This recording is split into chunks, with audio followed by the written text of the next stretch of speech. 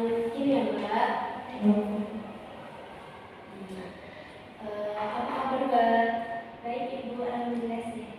Oke, ini tuh Mbak Kia bukan sih? Iya, yang mau hubungin saya untuk lawan pertemuan kemarin itu. Iya Oh, oke, baik. Mbak Kia apa sudah makan? Sudah ya Bu. Sudah. Oke, berarti sudah aman ya perutnya ya? Sudah aman. Tadi makan di mana Mbak? Itu Ibu kebetulan di kos aja. Oh, di kos. Oke. Nah, Mbak Kia ini rapi banget. Tadi habis dari mana sebelum kesini? Jadi tadi itu habis itu Ibu belajar belanja. Oh, oke. Minimarket sebelum kos atau jauh dari kos? Itu Ibu kebetulan bisa paling beli. Oh, di sini dekat ya berarti. Oke. Tadi Mbak Kia perjalanan ke sini gimana? Panas atau biasa aja? Hari ini panas banget Ibu. Di akhir-akhir ini itu emang di sini panas banget, gerah, habis itu juga macet Ibu. Iya betul, Ibu juga merasakan tadi sangat panas ya cuacanya itu. Oke. Tadi Mbak Kia kesini naik motor atau jalan kaki atau Grab? Tadi naik motor. Oh, naik motor. Oke, berarti Mbak Kia nggak jalan kaki ya atau Grab gitu? Enggak. Oke. Perkenalan dulu ya Mbak. Perkenalkan saya Ocha Enas, nantinya sebagai fasilitator Mbak Kia yang akan memandu Mbak Kia mencari atau menemukan solusi dari permasalahan yang Mbak Kia ceritakan. Oke, karena saya hanya mengetahui namanya Mbak Kia saja nih, Mbak Kia silahkan bisa perkenalan dulu. Baik, terima kasih Ibu. Kenalin, nama aku Zaskia Putri. Bisa dipanggil Zaskia atau Putri.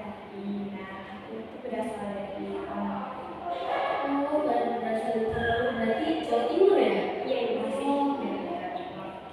Nanti sering pulang Mbak? Enggak. Oh, enggak. Jauh. Oke, 6 jam. Oh, 6 jam ya, jauh ya berarti. Kirain kalau Jawa Timur tuh dekat kayak 4 jam, 3 jam gitu. Oke. Nah, sebelumnya Mbak Kia ini sudah pernah melakukan konseling atau ini pertama kalinya? Kalau saya itu baru pertama kali. Oh, baru pertama kali. Oke, berarti ini first time Mbak Kia ikut konseling ya? Iya, benar sekali. Nah, untuk konselingnya apakah Mbak Kia tahu apa sih konseling itu? Yang saya ketahui itu konseling itu bisa untuk kayak kita share masalah kita. Oh, oke, betul Mbak Kia, betul Mbak Kia yang katakan tadi. Jadi sesi konseling itu proses di mana terdapat konselor saya dan konseling Mbak Kia ini yang akan menemukan solusi atau menemukan solusi dari permasalahan Mbak Kia tadi, gitu ya Mbak Kia. Nah, sebelum memulai nih, apakah Mbak Kia sudah siap dengan grupnya? Sudah, berarti sudah sangat siap ya. Oke, baik. Nah, dalam konseling ini kita terdapat asas keterbukaan yang dimana Mbak Kia ini tidak usah malu-malu dengan apa yang Mbak Kia ceritakan kepada Ibu nantinya ya.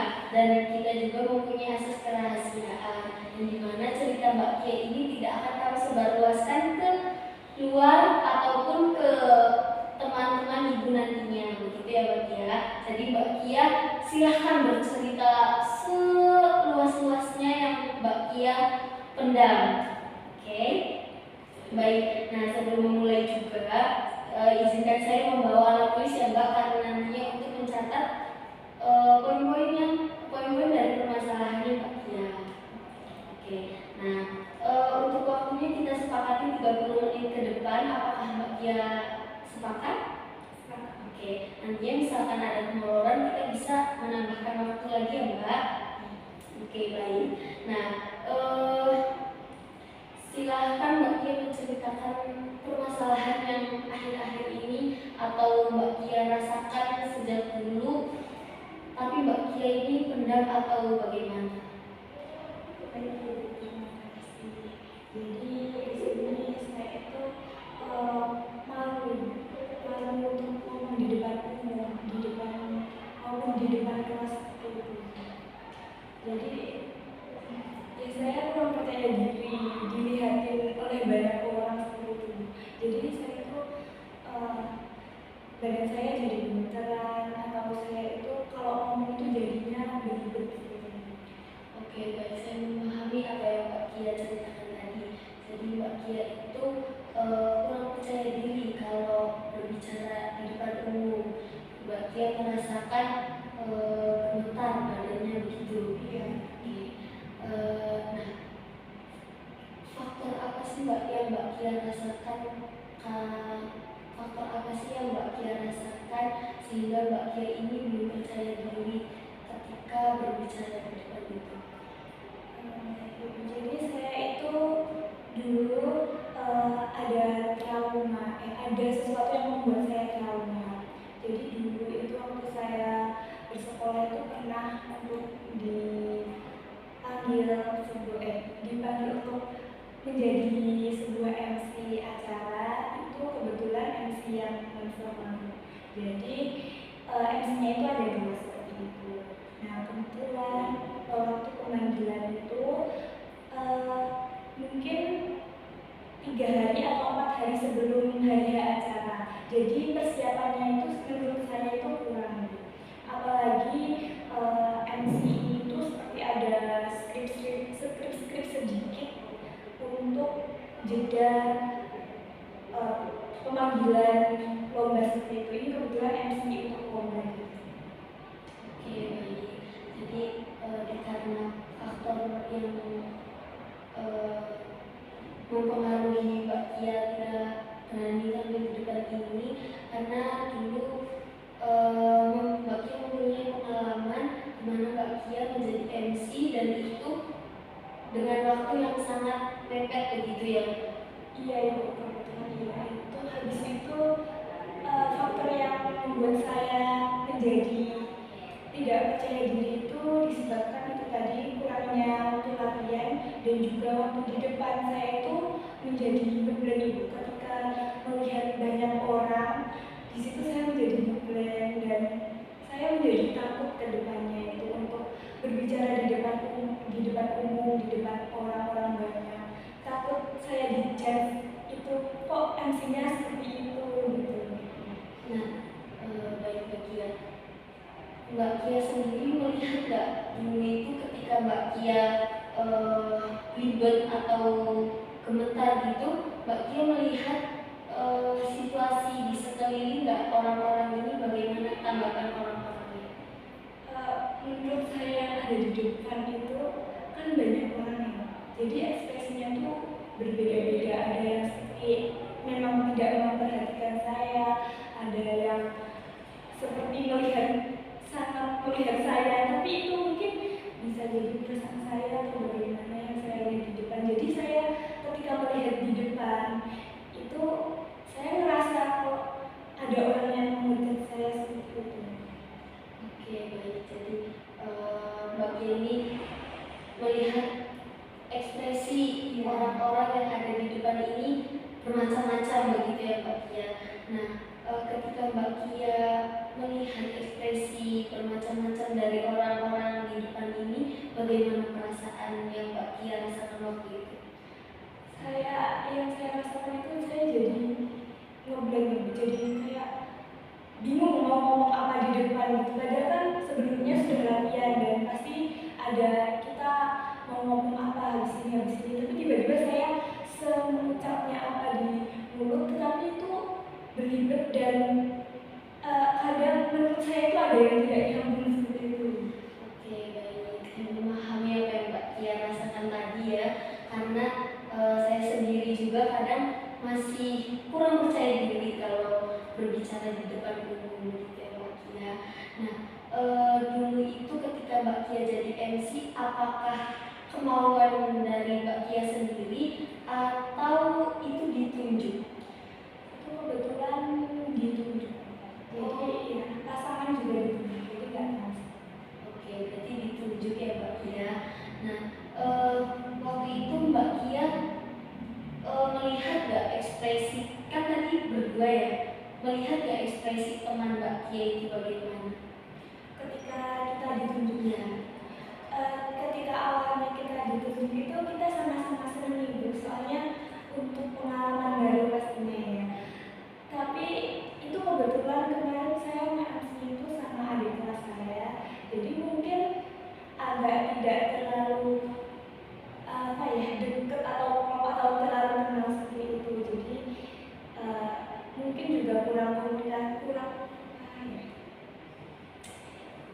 komunikasi mungkin ya, kita kurang ada vibe-nya kita berdua seperti itu, kurang nyambung seperti itu.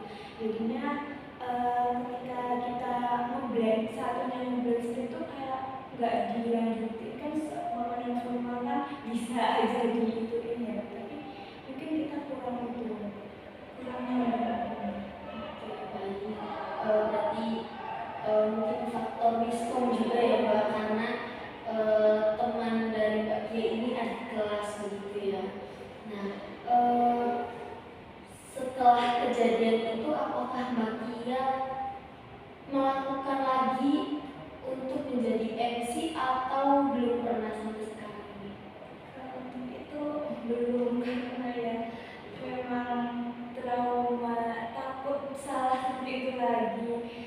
Apa ya, sebenarnya kalau seumpama ada yang mau ngasih nyuruh MC itu mau aja mungkin, tapi yang formal aja mungkin dicoba lagi. Kalau non formal kan ada itu trauma, mungkin jika yang formal bisa lebih baik.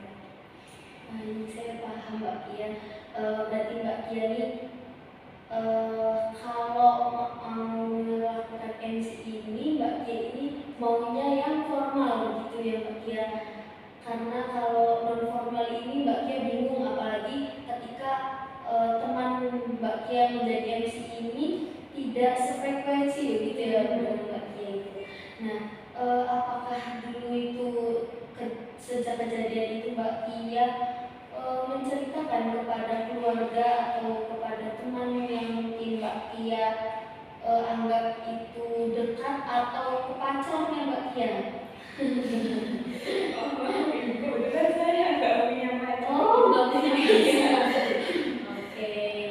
Jadi saya itu tipe orang yang suka mendem sendiri. Jadi untuk menceritakan sesuatu ke orang lain maupun ke sahabat atau teman dekat saya itu belum pernah, takut aja untuk cerita ke orang lain, takut mereka nggak bisa memahami saya juga seperti itu. Jadi saya belum ada cerita baru. Oke, nanti kita sangat mengapresiasi nih kepada Mbak Kia karena telah memberanikan diri kan. Sebelumnya Mbak Kia itu belum pernah menceritakan permasalahan ini ya. Lalu Mbak Kia di sini mampu mengutarakan permasalahan yang Mbak Kia alami begitu ya Mbak Kia.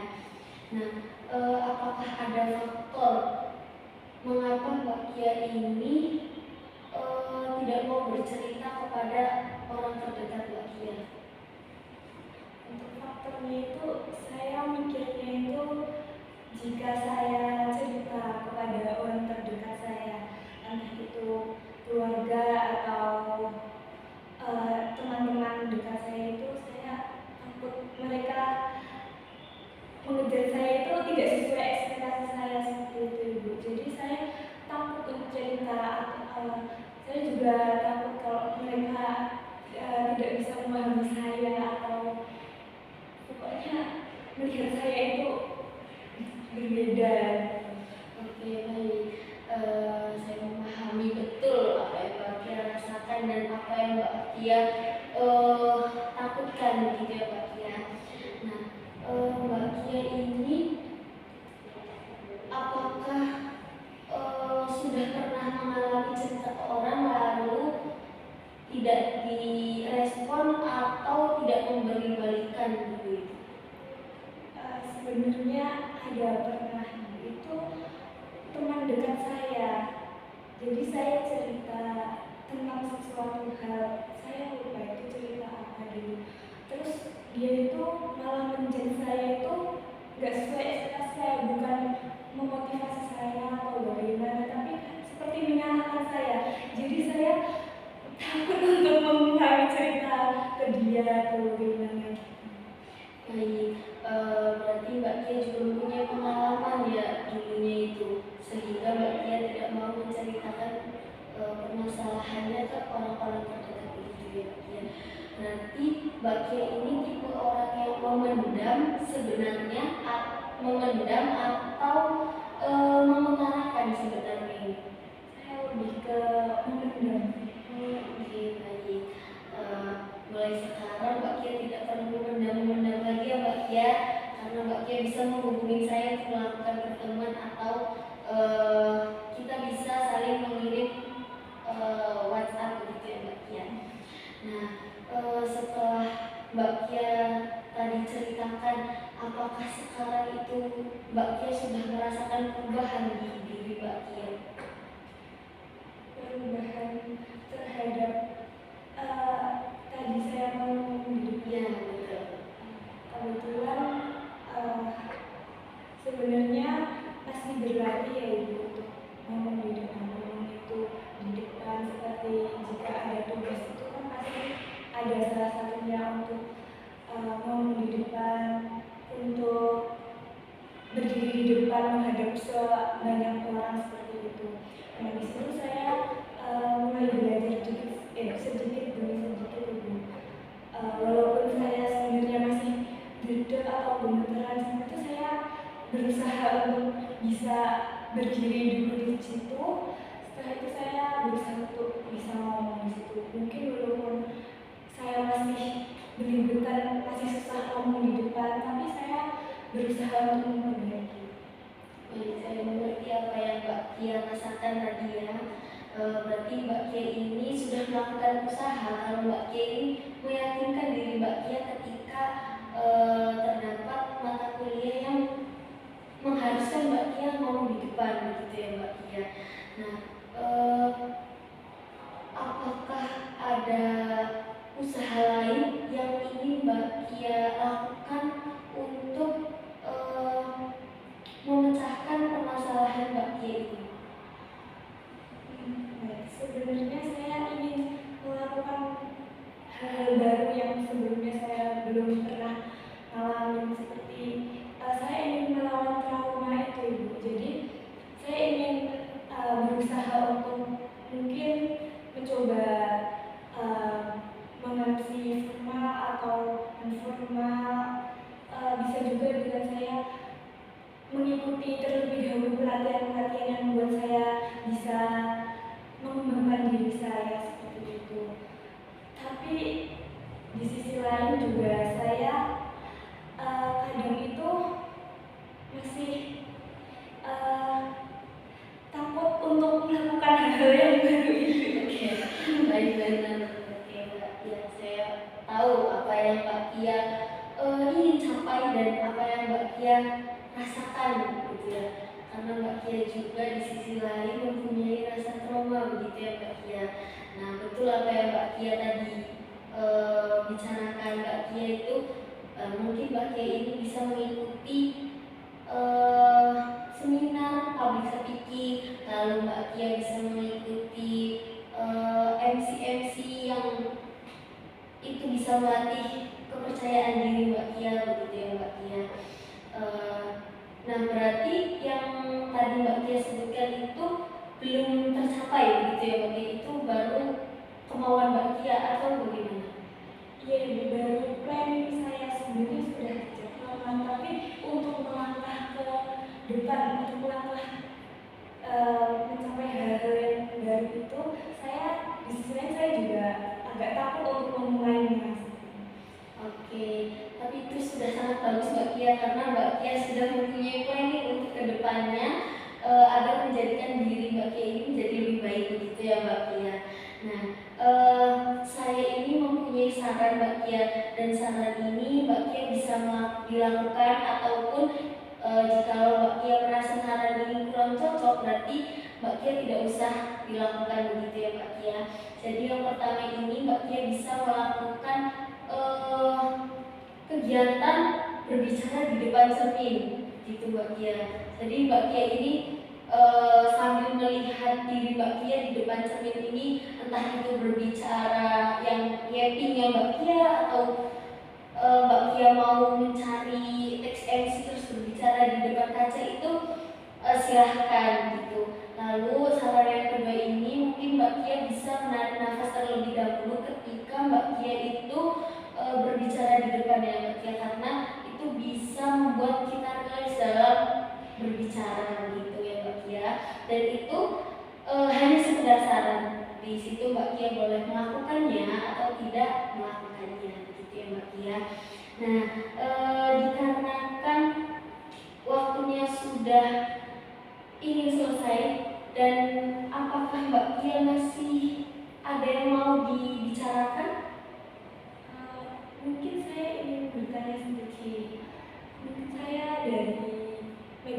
sosial seperti itu kadang itu melihat orang itu melatih kepercayaan dirinya itu lewat membuat video seperti entah itu nge-vlog atau sekedar ngomong di depan HP habis itu berbicara, entah menceritakan hari-harinya atau bagaimana.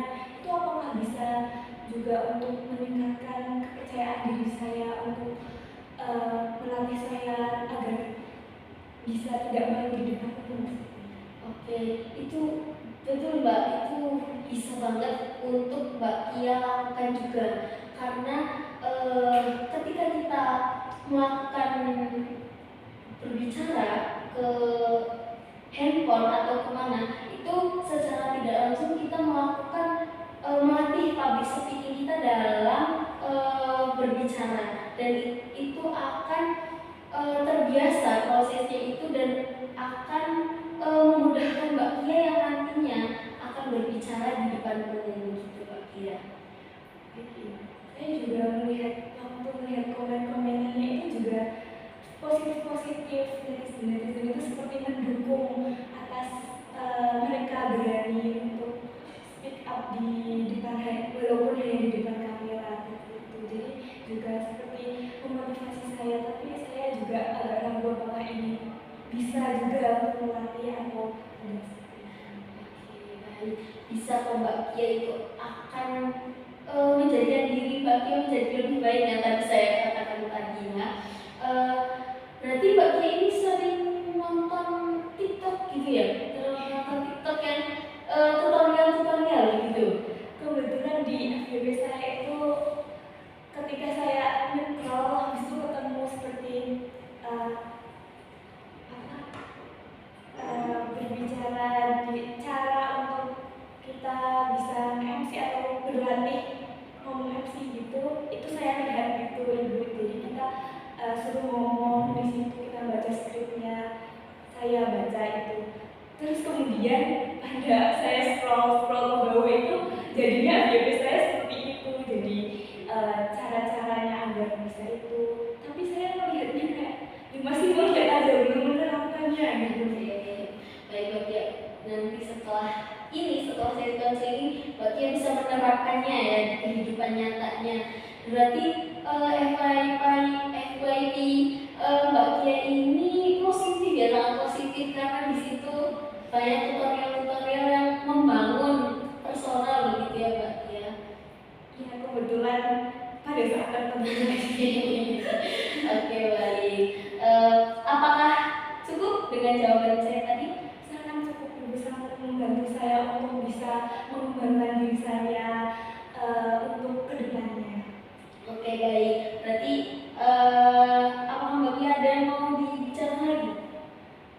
Untuk saat ini mungkin cukup sudah. Oke, berarti sudah cukup ya, dan Mbak Kia juga sudah menceritakan tadi semuanya permasalahan yang Mbak Kia alami gitu ya Mbak Kia.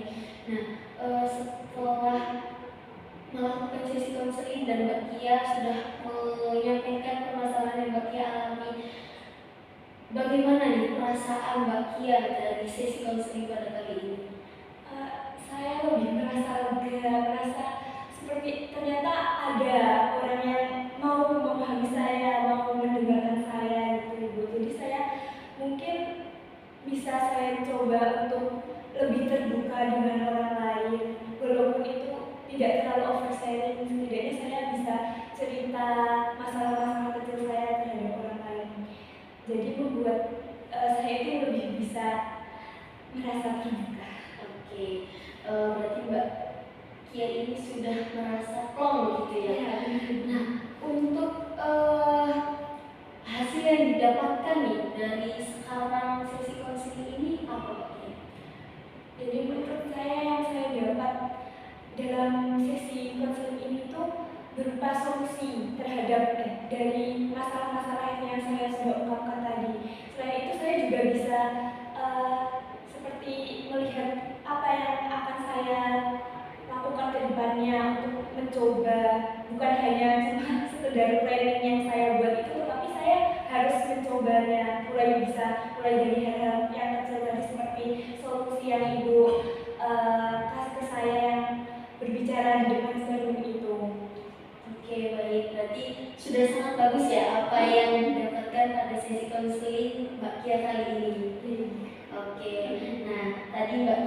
sudah menceritakan permasalahan Mbak Kia, lalu Mbak Kia juga sudah menyampaikan perasaan Mbak Kia dan apa yang didapat dari sesi konseling kali ini ya Mbak Kia. Nah, sebelum kita selesaikan sesi konseling pada kali ini, izinkan saya merangkum dari apa yang sudah kita lakukan dalam sesi konseling kali ini ya Mbak Kia. Jadi pada sesi konseling kali ini Mbak Kia ini merasa kurang percaya diri dalam berbicara di depan umum gitu ya Mbak Kia, dikarenakan pengalaman masa lalu yang Mbak Kia alami itu menjadi MC, dan itu MC non formal begitu ya Mbak Kia. Nah, lalu usaha yang akan Mbak Kia lakukan ini, Mbak Kia kan mengikuti seminar public speaking, lalu Mbak Kia juga akan sudah meyakinkan diri Mbak Kia untuk yakin kalau saya itu bisa, kayak gitu, saya itu bisa berbicara di depan gitu ya Mbak Kia. Lalu tadi juga terdapat saran dari saya itu terserah Mbak Kia mau dilakukan atau enggak begitu ya Mbak Kia. Nah, dikarenakan Mbak Kia juga sudah tidak ada lagi yang ingin disampaikan, lalu kita juga sudah 30 menit nih Mbak Kia, tidak terasa ya. Oke. Nah Mbak Kia, karena sudah selesai semua, nanti jika Mbak Kia pada saat ini melakukan planning yang tadi Mbak Kia lakukan, merasa kebingungan, Mbak Kia bisa menghubungi saya dan kita akan melakukan sesi pertemuan selanjutnya. Apakah Mbak Kia sepakat dengan hal itu? Sangat sepakat. Oke, nanti jangan sungkan-sungkan untuk menghubungi saya, oke ya Mbak Kia? Oke, silahkan Mbak Kia bisa melanjutkan aktivitasnya. Terima kasih Mbak Kia sudah memberanikan diri untuk berbicara di sini dan meluapkan emosi-emosi dan permasalahan yang Mbak Kia pendam mungkin ya, begitu. Silahkan Mbak Kia bisa melanjutkan aktivitasnya. Terima kasih ya Mbak Kia. Terima kasih. Oke.